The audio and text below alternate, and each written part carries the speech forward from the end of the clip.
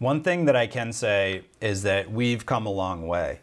This would be an amazing example of a gym back when I was a kid. You know, we had pea gravel and walls that were 20 feet tall.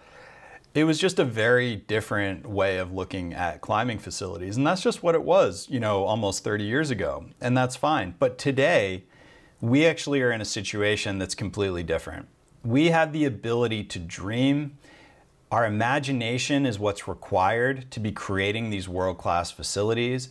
And that's why I look at the improvisation that we have that goes back and forth, just like that jazz trio, as being absolutely critical, because that's where so much of the creativity comes together, and where my ideas, as the person making a lot of these drawings with you, is really coming from, is that it's not about creating something that we already know, it's about working together and creating something that's even better. And so, you know, it's not about giving and taking, it's really, to me, about creating something that, even though this is a cliche, the goal is really for us to be creating something that is a non-zero sum game, like they talk about in this case in Arrival, where what you're trying to do is create something where you're taking two different parts and together they are actually creating something, interacting with each other in a way that creates something far beyond what either of us could come up with on our own.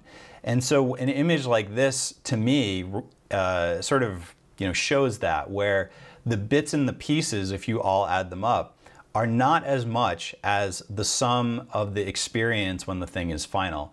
You know, there's a lot going on here that there's no way we were planning for, but people come in, they get inspired, they want to do events, they do these projections, whatever the case is.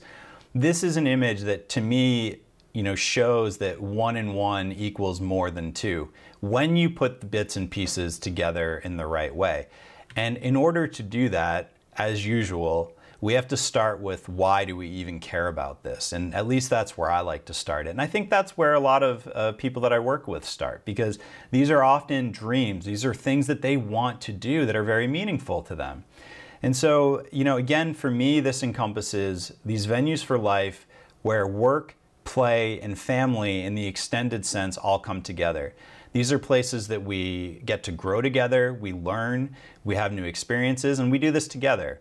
And so these types of facilities have evolved a lot in the last, you know, few years.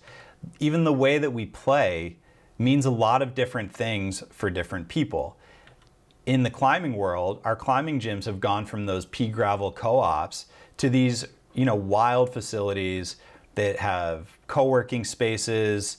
You know, co-working is this thing that's in the news these days, and so we're going to actually get into some of the specifics related to that, but that also really support family and community. You know, giving a lot of activity for families, kids.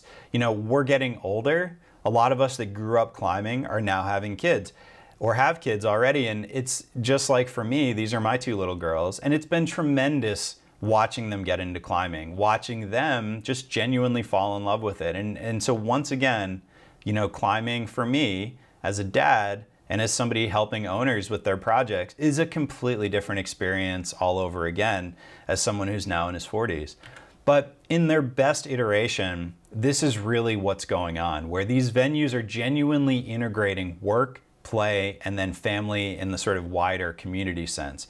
We're teaching, we're learning, we're growing together, and we're really being inspired. We're living a good life. And this is way beyond lipstick on a pig. The intention of this isn't an accident that this is possible. It's not that we know what's going to happen, but the intent is to create these important and meaningful facilities. And that's not just polishing something or putting lipstick on a pig. And that's why I think that unique thinking is what gives you the foundation for these types of facilities.